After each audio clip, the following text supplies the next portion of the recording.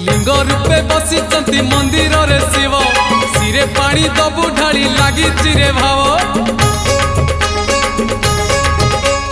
पूरण हेइछि परा आम मानसिक पांच पाଳି करी पुरे शिव अभिषेक।